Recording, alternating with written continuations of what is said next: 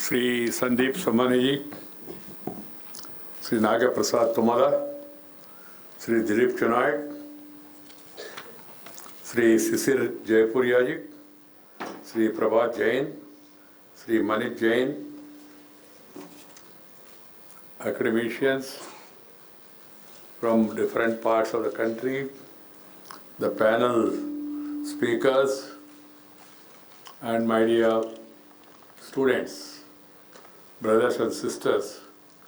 I am delighted to be here today with all of you at the inauguration of the Conference for School Education and Nation Building being organized by Federation of Indian Chamber of Commerce and Industry. I am very happy to know that this year's conference is focusing on the theme Future Ready Learners and Schools. The topic is quite pertinent because of the transformation that the education sector is currently witnessing. The Prime Minister of India, Shri Narendra Bhai Modi, he has given an advice to all: reform, perform, and transform. Transformation of the nation. And that transformation can be easily, effectively, successfully carried out if you have proper foundation in primary, then school education. Because what is required is guiding the future citizens.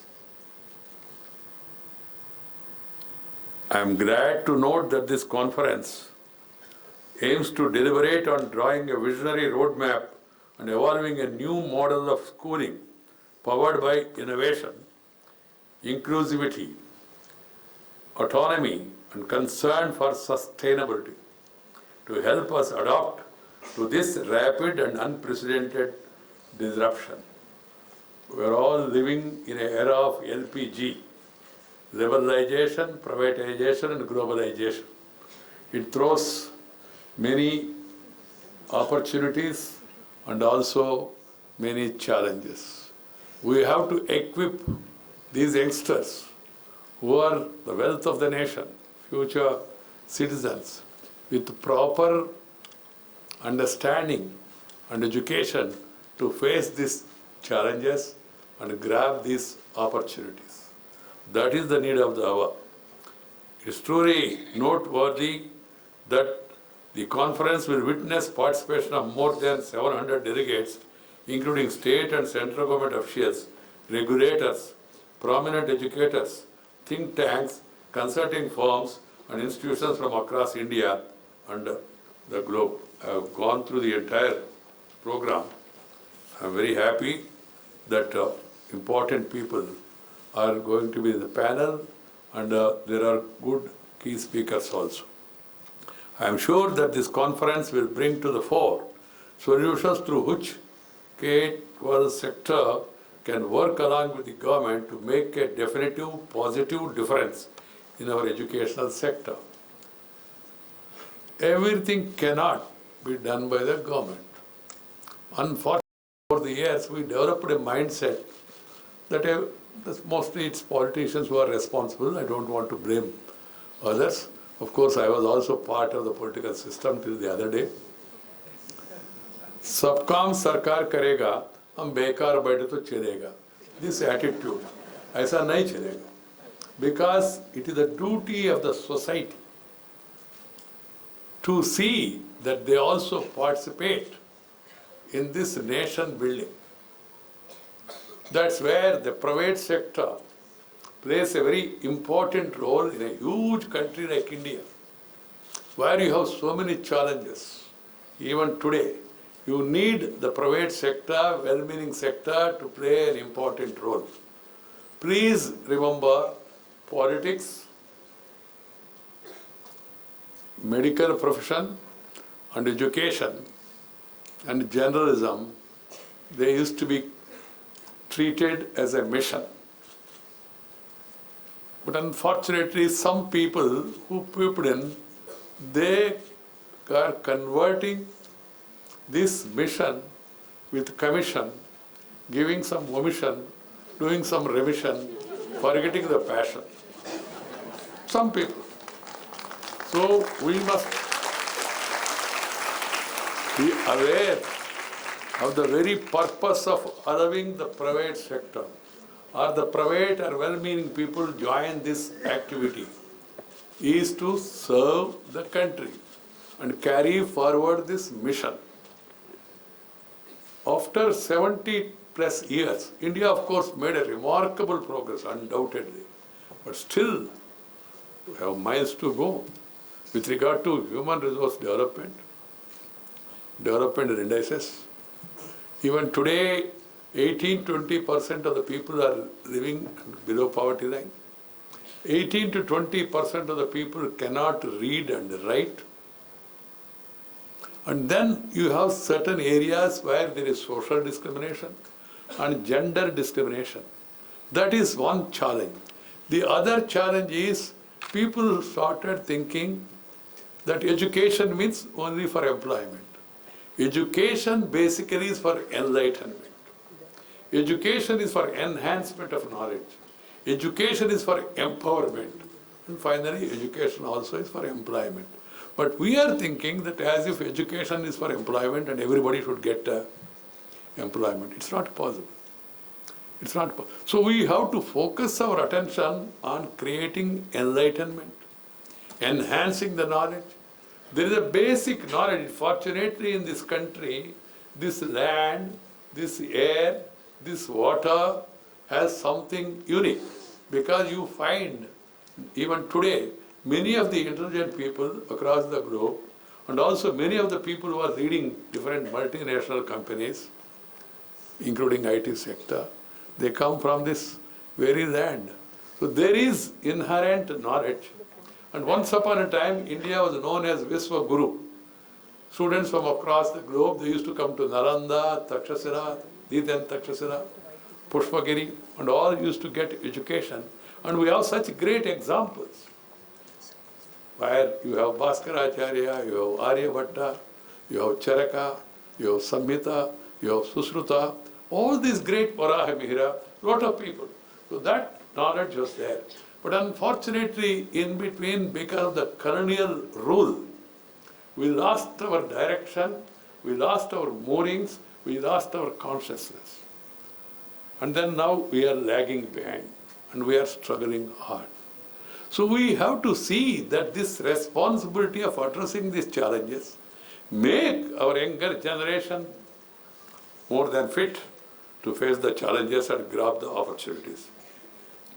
As I was telling, in the last 2 decades, India has firmly established itself on the global landscape in many fields, including education. Fundamentals of the Indian economy are strong and stable. We are well on the path to development. Economy also, we may be having temporary recession, but this is only temporary, and you all know that the world also is facing that recession.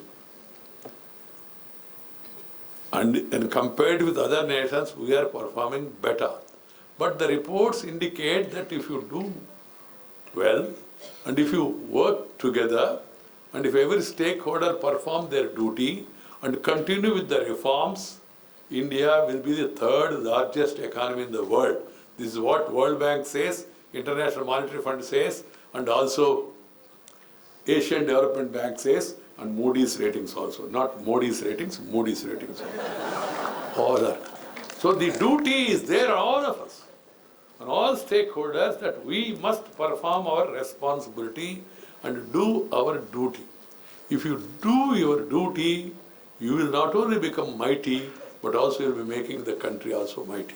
So that's why the people who are working in the educational sector, they need to remember all this and focus. As a nation of young people, India has been bestowed with an enormous demographic advantage. Out of a population of more than 1.25 billion, 672 million, that is almost 50%, are in the age group of 15 to 50 years. The government's focus on flagship programs such as Make in India, Digital India, Startup India has clearly articulated India's aspiration to be a global leader in the near future. With its tremendous youth population as the main drivers of strength. By 2020, the number of school-going children in the age group of 4 to 17 years is estimated to be 300 million.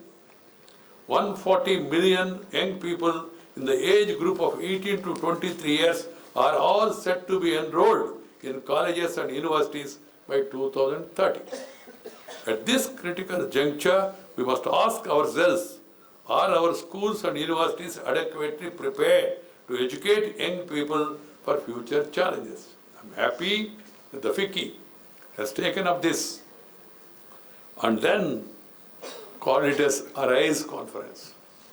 Arise to the occasion and perform our responsibility and prepare our youngsters. As per the National Policy on Skill Development and Entrepreneurship 2015, 104.62 million fresh entrants to the workforce are required to be skilled by 2022. And the skilling must start from the school. I remember during my school education, we used to have NCC, Air Wing, and Navy, compulsory. We used to have sports period, compulsory. And then we used to have a gardening class, compulsory, to be friendly with nature. And then we used to have a craft class, compulsory. And there used to be moral science. And many of these things are missing. Science remains, morals are going back. We have to understand this. And identify this life skills should be taught from the school age, because that's an age which is very receptive, which will mold the thinking and also action in that. That's why the Prime Minister has given a call for Fitness India. If you are physically fit, you will be mentally alert. Our forefathers used to say, Arogyame Mahabhagyamu. Health is wealth. If you have good health, you can create wealth. If you are wealthy, there is no guarantee you will be healthy. You may have good amount of money, but if you are not healthy, you can't eat good food. If you go to Hyderabad, you can't eat Hyderabad biryani or Polarity sweets. There are many favorite items, because health is very important. So we must make our children to be healthy. For that, whatever you want to do, sports or yoga, and this yoga should be part of our education system. I was there in Costa Rica recently and went to other Latin American countries also. The Costa Rican president, who is only 38 years, he told me that he has issued a presidential decree advising yoga for all in a country like that. So it's catching up worldwide. In India also, we should see to it that every child of ours, they also participate in this yoga program. Yoga is not a political or a religious activity. Nobody should have any apprehension or any reservation about preservation of our ancient culture. It's a culture which brings together the mind and the body. It's both a science and art. So please see to it that the children are taught yoga and then practice yoga. Yoga is for your body, not because of Modi. That you have to understand that also. Some people think because Prime Minister has given this program, the program belongs to Prime Minister. No. The Prime Minister, we are happy that he has promoted yoga at the international level, and many of the countries are carrying it forward. And also, as I told you, I have gone through the new education policy, draft policy, led by Kasturi Ranganji. It's really very good, very meaningful, very useful, very purposeful. And it has been put for public, eliciting public opinion also, and a lot of people has given their suggestions. I hope at the earliest government will conclude the considerations and then approve it, and then ask the states also to follow the same. Because there is a problem that you need an integrated approach. State and center, because education is there in their list also, must move together. Going by the experience 72 years or 70 years of independence, there is a need that we need to have a national policy. A national policy. We We have also witnessed a rise in the number of students who complete schooling. But we must not forget that 62 million children of school-going age between 6 and 18 years were out of school in 2015. We have also still have not been able to improve learning outcomes to the extent desired. Through India has seen a dramatic increase in the capacity of its higher education sector in the last 2 decades. Reports point out a decline in the employability of our graduates, which is a cause for great concern. The solution to these problems lies in creating an education system that is built on the pillars of access, equity, quality, affordability, accountability, and focuses on the creation of essential skills and the inculcation of values in our youngsters. These values are very important. That's why I was stressing on moral science. We are a country whose civilization is thousands of years old. Our civilization is based on the principles of Vasudaika Kutumbakam. The entire world is one family. Share and care is the core of Indian philosophy. We must teach it to our children. And the values, the standards that were maintained by our forefathers, which made India popular across the globe.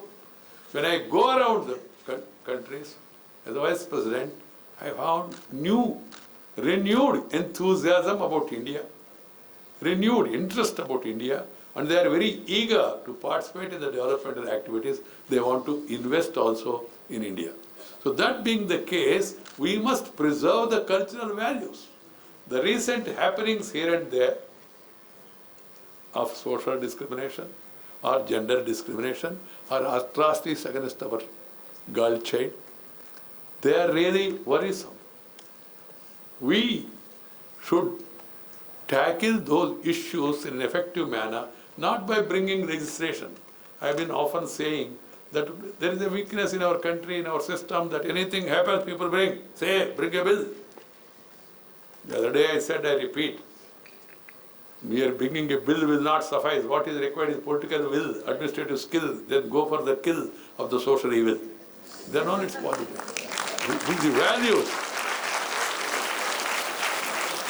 The values, the traditions, what are the values? Respecting parents,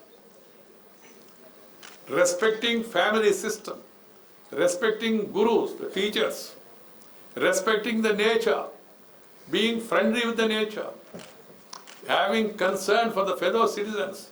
These are the values of our culture and heritage. And then, if you don't respect nature, nature is showing its fury on us. We are talking about climate change. We are seeing what is happening. These cyclones, these droughts, these floods, these earthquakes are many. They are all offshoots of our neglecting the nature. And the water problem that is staring at us. These are the challenges because we started neglecting the nature. Why I was talking about that, gardening class. Gardening class was meant to be friendly with the nature. That is very important. So we should tell our children to live and love the nature. Nature, culture, together for better future. That should be our aim, all of us.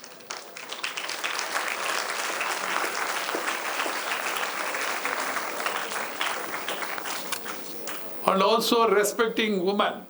That has been tradition of this country.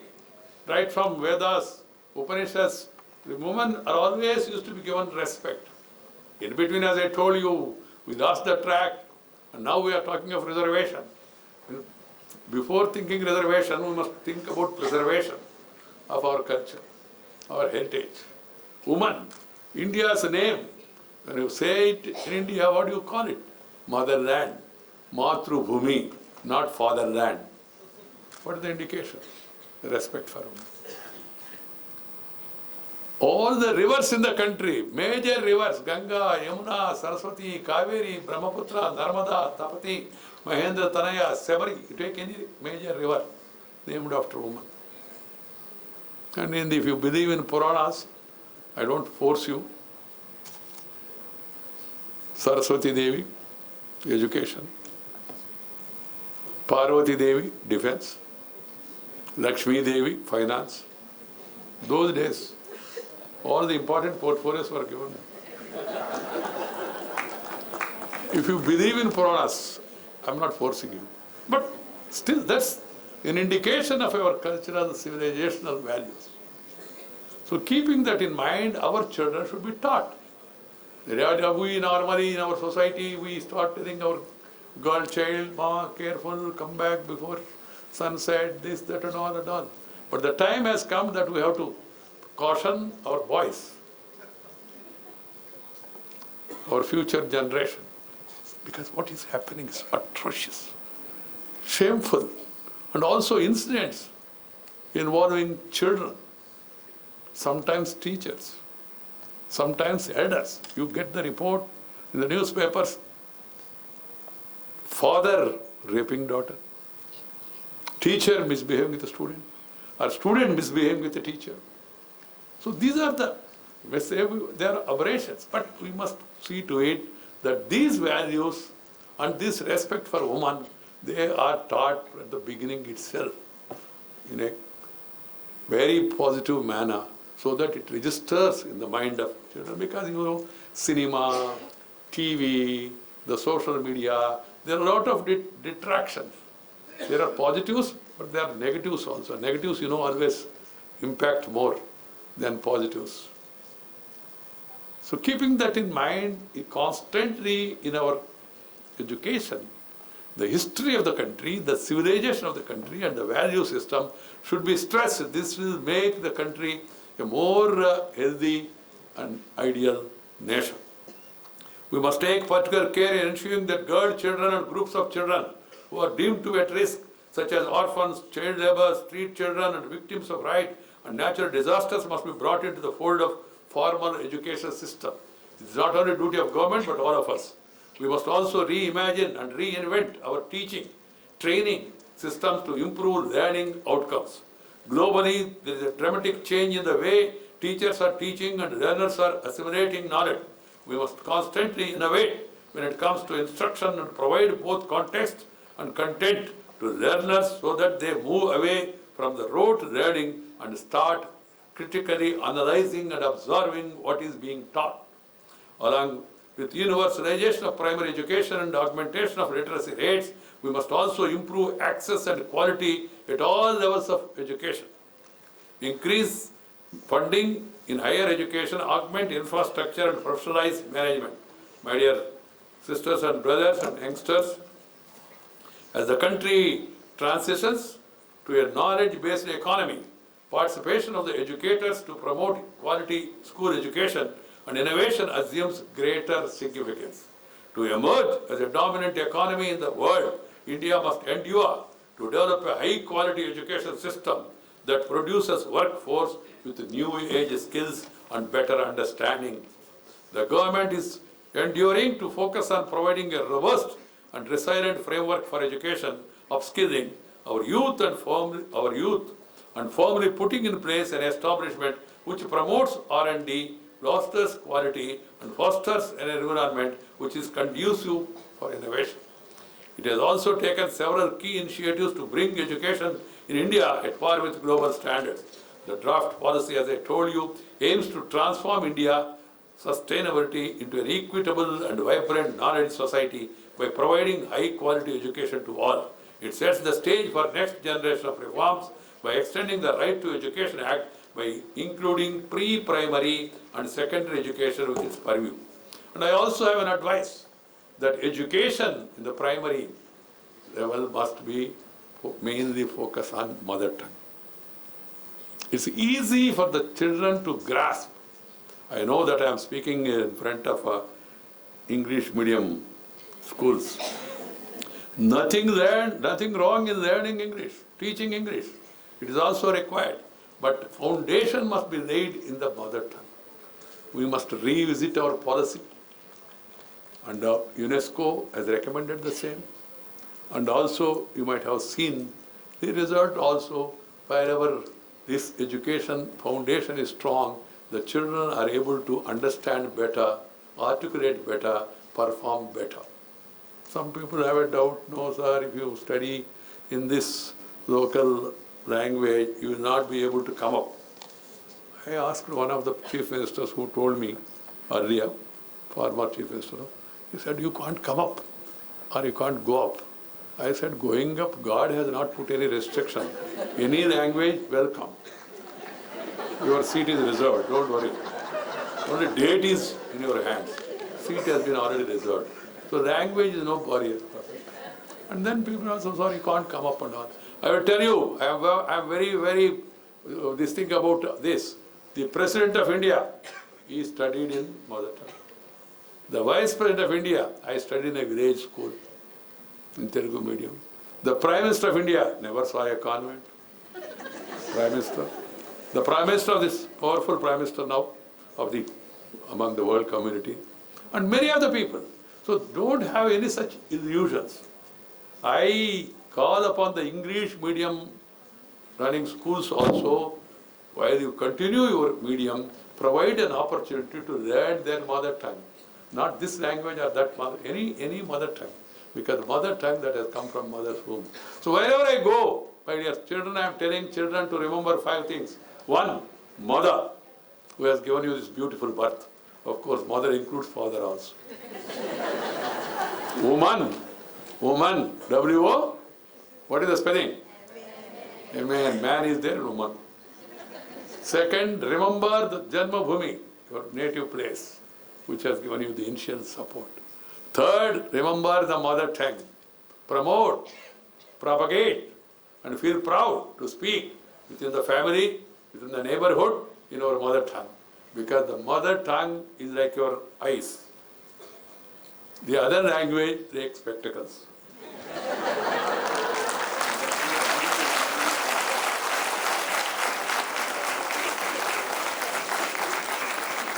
If you have eyes, the spectacles will give you advantage. I have the eyesight and also the spectacles also adding to my vision. If you don't have eyesight, even if you wear revolve glasses, Zuban se bhi kuch aata nahi. So please understand the importance. And then the motherland, the country which has given this beautiful opportunity to you, you must respect the country's unity, integrity, safety and sovereignty. Work towards that. Do not do anything which will hurt the interest of the country and the motherland. And then the Guru, जो ज्ञान देने वाले, सन्मार्ग बताने वाले, सत प्रवर्तन बताने वाले, सद्विवेचन देने वाले, सद्बुद्धि देने वाले, ऐसा गुरु को हमेशा याद रखना चाहिए. You must remember the Guru forever. People may say, what is the use of Guru, sir? Now those days are over, now it's all IT. And then it's all Google. I would like to tell you, even if there is a repair in the net or Google, the Guru has to be called. So Guru should never be neglected. He should be respected. And then in the education, we must promote research and innovation and entrepreneurship, because research is for the betterment of the human life. That is the purpose of our research. That's the purpose of our technology. Atal Innovation Mission has selected 3,000 additional schools for the establishment of Atal Tinkering Labs, bringing to the total number of Atal Tinkering Lab schools to over 5,400. The selected schools shall receive a grant of 20 lakhs spread over the next 5 years to establish Atal Tinkering Labs for nurturing innovation and entrepreneurial spirit among secondary school children across India. I am happy to know that our education sector has been embracing the many possibilities of information technology through initiatives like NCRT's e-resource center, e-Pathashala, CBS decision support system, that is Sarnash. The new wave of technologies and digitalization has transformed our industry in an unprecedented manner. As a result, the skills set needed for the future workforce in the world of disruptive technologies will be totally different. Indian corporate and educational space is witnessing huge investments of time and money in skill training, talent acquisition and retention to address the dearth of a skilled workforce. It's a positive development. There is a great void in the market because we gain knowledge in academic institutions and not the skills required for jobs and also for empowerment. To fill this void, the government and Indian industry is now implementing upskilling, reskilling, training, along with academic learning through advanced technology interventions. You will have to train our youngsters to be experts in automation. I will tell you, interesting, society is changing. As I told you, now we are in WTO regime. Everything is open. I remember when I was a student, the computers were introduced in banks. So we were protesting against the computers, saying this automation anti-nation. That was a slogan given by me when I was a student. Automation anti-nation. That was that. But you have seen how much change the automation has brought in. So accordingly, political parties, politicians, and also the thought leaders and all, they are also changing. We must be willing to change ourselves. Not on values, not on culture, but other challenges, other opportunities, disruptions and all. Disruptions should be positive. I am not talking of the disruption in parliament, disruption in the school, disruption in the classroom. We must develop a positive outlook, constructive, not destructive or obstructive. It should be constructive because we are living in our own country and we are ruling ourselves. So that being the case, any destruction or any obstruction is only causing obstruction to our growth and for our future. That's why everyone should be positive. We will have to train our youngsters to be experts in this automation, artificial intelligence, Internet of Things, and big data so that they may be spearheading the fourth industrial revolution in our country. Entrepreneurship, education, training is also necessary so that we may empower young people to be the job creators of the future rather than not just job seekers. My dear sisters and brothers and youngsters, though we speak of the need to educate and skill youngsters, to make them employable or self-employed, I strongly believe that education is not just employment, as I told you. Swami Vivekananda once said that education is a manifestation of perfection already in man. Education is meaningful only if it is able to bring out the best in every person and make them more compassionate human beings. The need of the hour is to impart value-based education. The stress should be on inculcating values such as patience, honesty, respect, tolerance, and empathy. Mere sympathy will not suffice. The youngsters need not only to be taught how to develop their skills, talents, and abilities, they must also be taught how to use these skills, talents, and abilities for the welfare and betterment of the world. They must be taught to love nature, live in harmony with all living beings. We must nurture in them a zeal to protect and conserve the environment right from a young age. Children must also be sensitized to our rich cultural heritage to preserve it and propagate it and promote it. I also especially advocate for gender studies in education institutions so that children learn to respect and be sensitive towards people of all genders. You must dispel prejudice from your young minds and encourage them to be open and be brave enough to question the absurd and reject the irrational. We must raise a generation of young people who will not only make India a powerful economy, but also secure a position for it among the most inclusive, innovative, and harmonious society of the world. And I talk of values and I talk of culture, that has nothing to do with religion. Religion is a way of worship. You can worship any religion. You can worship any God. There is no death. You can have any number of gods. Pray any God. And we say, our Puranas say 3 crores or 30 crore gods.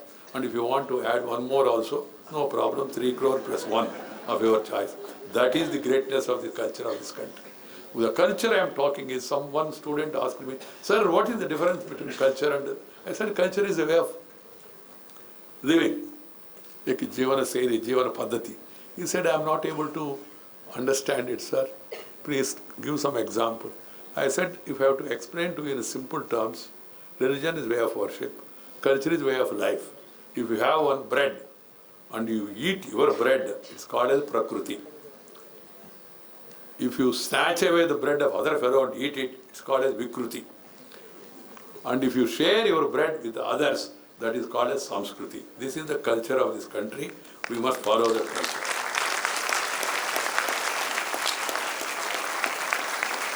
I congratulate the FICCI Arise for its tremendous contribution towards catalyzing both government and private efforts and facilitating the delivery of quality education in the schools. I appeal to the private sector that they should also focus not only creating value for money, no, value for many. That should be the approach. Value for many, rather than having value for money for yourself. So that should be the focus.